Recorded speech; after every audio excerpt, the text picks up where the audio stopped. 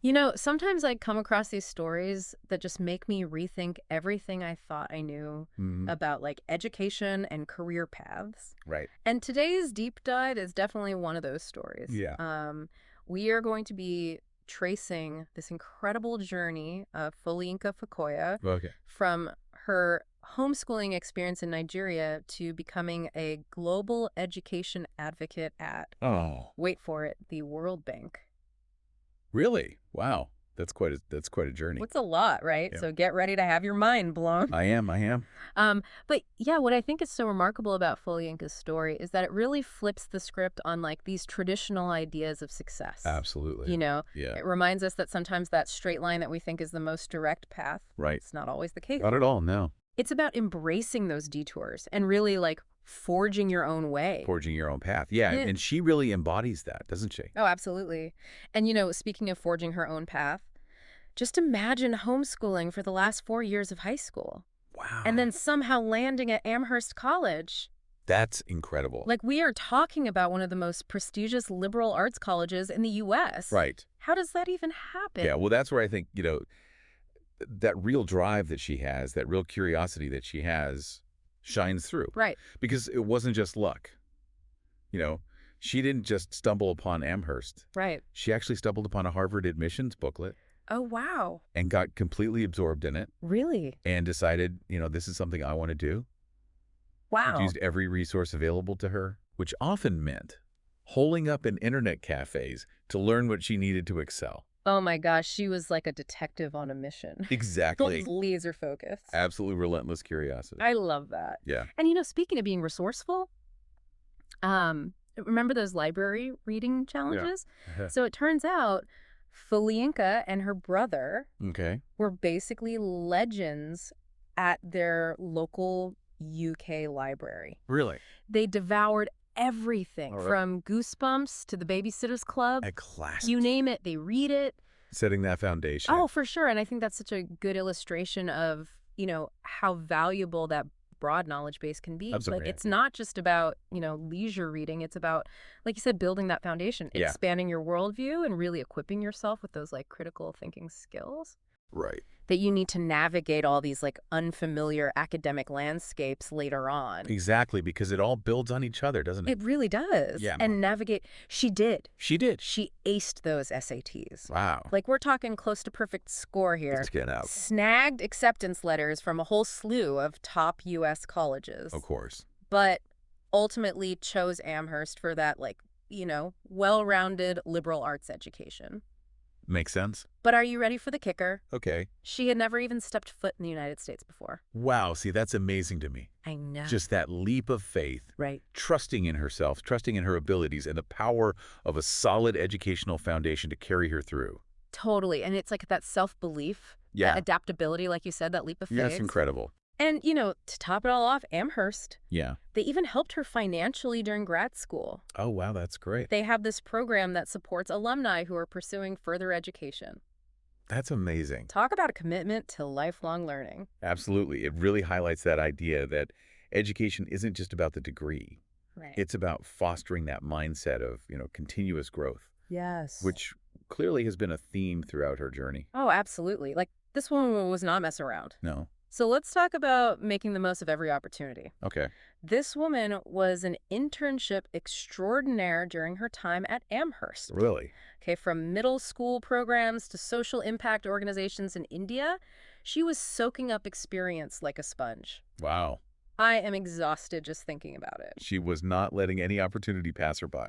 Not at all. And I think what's so fascinating about this is that she wasn't just like passively accepting any internship that came her way. Right. She was deliberately seeking out these experiences that aligned with her passions, you know, Absolutely. building this really unique portfolio of skills along the way. It's like she was building her own curriculum almost alongside her formal one. Exactly. Yeah. It's amazing. It's impressive. And, you know, these experiences weren't just bullet points on a resume. Right. They played this crucial role in shaping her career trajectory.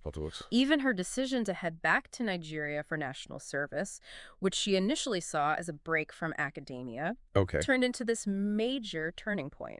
Interesting how life works like that, isn't it? I know, it's like those little twists and turns. So how did that experience in Nigeria kind of shift her perspective? Well, you see, that's where her practical experience working on education policy in Nigeria really ignited a desire to kind of delve deeper into those issues, Okay. to gain a more nuanced understanding. Yeah. She recognized the value of a master's degree, Uh-huh. but she was very adamant about finding a program that emphasized real-world application, Okay. not just theory. So not just stuck in a classroom. Exactly. She wanted to be able to apply what she was learning Gotcha. to make a tangible difference. Okay. And so she found Yeah. Georgetown University's Global Human Development Program, Okay. which, as I understand it, is all about bridging that gap between theory and practice I love that. through immersive internships. Okay, so they're really putting, the rubber to the road, making sure that you're getting that hands-on experience. Absolutely. That's awesome. And her internships during that time were incredible. Okay, like what kind of stuff was she doing? So she was working on the ground in Zambia, Wow. involved in cash transfer programs, Okay. and then researching innovative learning models at the prestigious Brookings Institution. Wow. Talk about a global education. Right. That's amazing. It's amazing how these experiences shape us, isn't it? They really do. And, we talk about this a lot on the show, but we can't forget about the power of networking. Oh, absolutely essential. It's everything, right? Yeah. So I'm curious, did those networking skills that she's obviously cultivated over the years, did those come into play at all as she's kind of navigating, post-grad life? Oh, absolutely. And in a way that might surprise you. Okay. Mhm. I'm intrigued. You see, after graduating from Georgetown, she found herself in a familiar position on the job hunt, Right. sending out applications, Yeah. attending countless Well, events. in there. But most importantly, she made it a point to connect with people who were doing work that genuinely fascinated her, Okay. regardless of whether or not they had open positions. Interesting. Just putting herself out there, building relationships, letting her genuine interests guide her. Okay, so it wasn't just about, ticking boxes on a checklist. Exactly. It was about really fostering those connections. Exactly. I like that a lot. And it was that approach that ultimately led her to the World Bank. Okay, hold on, from just like putting herself out there to the World Bank. The World Bank. How did that happen? Believe it or not, Okay. her current position can be traced back to a single coffee chat. What? You're kidding? I know, right? Okay. So she had read a blog post by someone who worked at the Global Partnership for Education, Okay. reached out expressing her interest, Okay. and they decided to meet up for coffee. No way. Yes, Just like that. just like that. Wow. The power of a simple coffee date. I am speechless. It's amazing, isn't it? That is incredible. Yeah. Wait a second. From a blog post to a coffee date that lands her at the World Bank? The World Bank. That's some serious networking magic. It is. It's really remarkable. And the thing is, it wasn't even a formal job interview Right.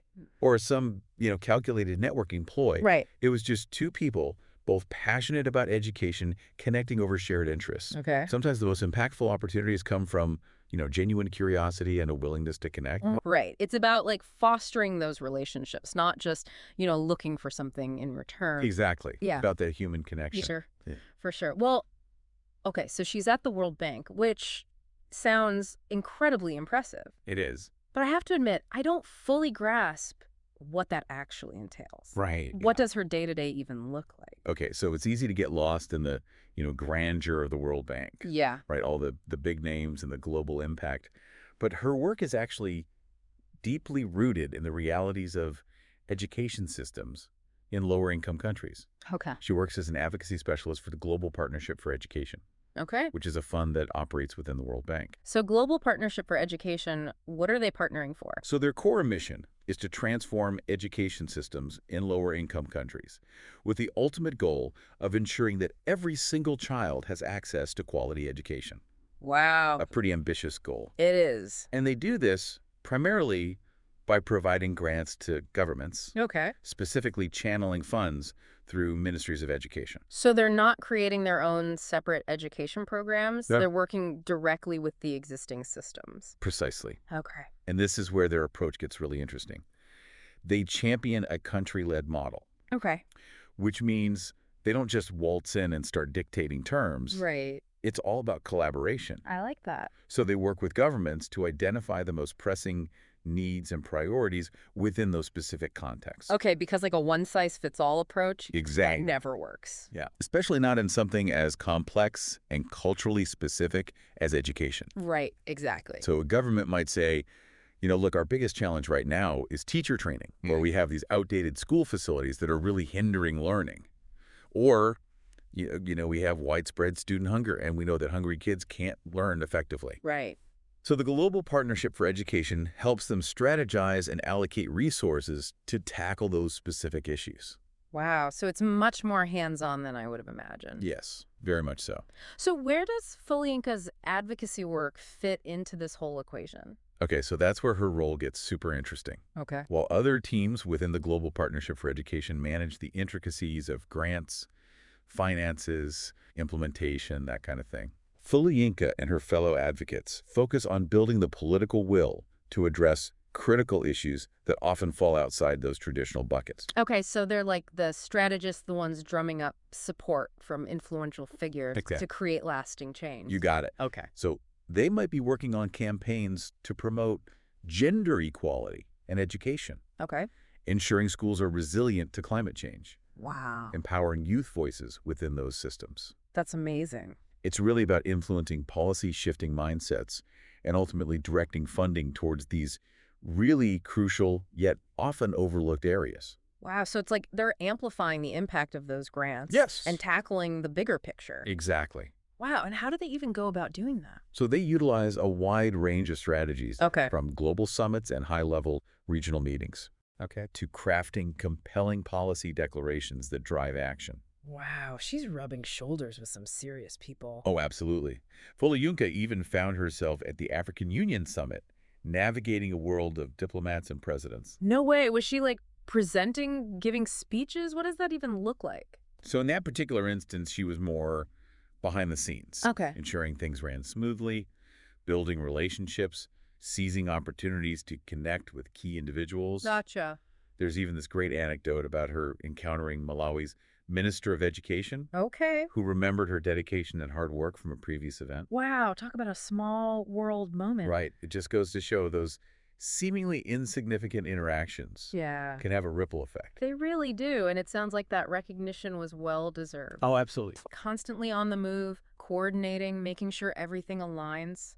It's a lot. It's a lot to juggle. It speaks volumes about her commitment and the passion that she brings to this work. Yeah, I was going to say, you have to be incredibly passionate to be doing all of that. For sure. So I'm sure some of our listeners right now are thinking, okay, this all sounds amazing. Right. But how on earth do you go from homeschooling in Nigeria to landing this incredibly impactful job at the World Bank? Right. Like, how do you even get on their radar? Exactly. Don't tell me it was another internet cafe moment. Quite. Okay. But it does involve a healthy dose of networking, Okay. albeit in a way that might surprise you. Okay. I'm intrigued. You see, after graduating from Georgetown, Foluyinka found herself in a familiar position on the job hunt, Okay. sending out applications, attending countless events. Been there. But most importantly, she made it a point to connect with people doing work that genuinely fascinated her, Okay. regardless of whether or not they had open positions. Interesting. So she was putting herself out there, building those relationships. Yes. Letting her genuine interest guide her. Exactly. Yeah. And not just, ticking boxes on a checklist. Right, right. It was about fostering those genuine connections. I like that. And it was that approach that ultimately led her to the World Bank. Okay, I'm on the edge of my seat. How did it happen? Believe it or not, her current position can be traced back to a single coffee chat. Wait, hold on. So from a blog post to a coffee date that lands her at the World Bank? To the World Bank. That's wild. It is a testament to, really putting yourself out there and following your curiosity. Yeah, and not being afraid to just like reach out to someone, even if it's just like, hey, I find your work really interesting. Exactly. So this coffee chat, did it lead like directly to a job offer or? Not directly, no. Okay. It wasn't quite that instantaneous, Okay. but it did put her on their radar. Okay. A few weeks later, a short-term consultancy position opened up, Okay. and they remembered her enthusiasm from that coffee chat, and they reached out. Oh, wow. That consultancy then evolved into a 2-year position, Wow. which ultimately led to her current full-time role. Wow. So talk about like slow and steady wins the race. Exactly. Persistence pays off. It really does. And it's like that genuine interest, Yeah. and a little bit of good timing, I'm sure, sprinkled in there. A little bit of luck always helps. Always helps. But it's like she really set herself up for success. She did by putting herself out there and following those threads of interest. Exactly. And it's just amazing to me how something as simple as like a well-crafted email Right. expressing genuine curiosity in someone's work Yeah, can really open doors that you never even knew existed. absolutely. You never know where those connections might lead. Seriously, who knew a simple coffee chat could be so life-changing? Right. It's amazing. But I'm curious, earlier she mentioned something about visas and a 16-year path to a green card. Oh, yes. That sounds like a whole other layer of complexity. It is. It's not all Roger Federer encounters and international travel. Okay, so what's the deal with the visas? So as part of her initial role at the World Bank, she was on a G4 visa, Okay. which is often granted to international staff working at organizations like the UN, Okay. or in her case, the World Bank. So it's like a special type of visa specifically for these roles. Exactly. Okay. But the G4 visa doesn't automatically convert to a green card, unfortunately. Really? Yeah. Okay. In her case, she mentioned that staying with the World Bank for 16 consecutive years would make her eligible for a green card upon retirement. 16 years? 16 years. That is a long time. It is. I mean, it just goes to show that even with, an incredible job and a clear passion, Right. navigating the complexities of immigration systems, it's a whole other beast. It is its own journey in and of itself. It really is. Yeah. But, even with that being said, it's still like a testament to her resilience, Absolutely. her ability to navigate unfamiliar systems, Yeah. just like she did when she was applying to colleges from her bedroom in Nigeria. Exactly. Some things never change. They really don't. It's like that drive, that ambition, that ability to adapt, it really takes you far. It does. It really does. So as we wrap up this amazing deep dive, I think it's worth pondering something. Foluyinka's journey, it was ignited by this like simple spark of curiosity, this chance encounter with a Harvard booklet. Right. So what are those seemingly insignificant moments in your own life that looking back might have set you on your current course? It's a great question to reflect on. It is. And what possibilities might open up if we just like embrace those unexpected detours and trust in the power of, self-directed learning. It's about being open to where life takes you. It really is. And, Foluyinka is such a perfect example of that. She's just like embracing those detours, charting her own path, and, look where she ended up. Exactly. A truly inspiring journey.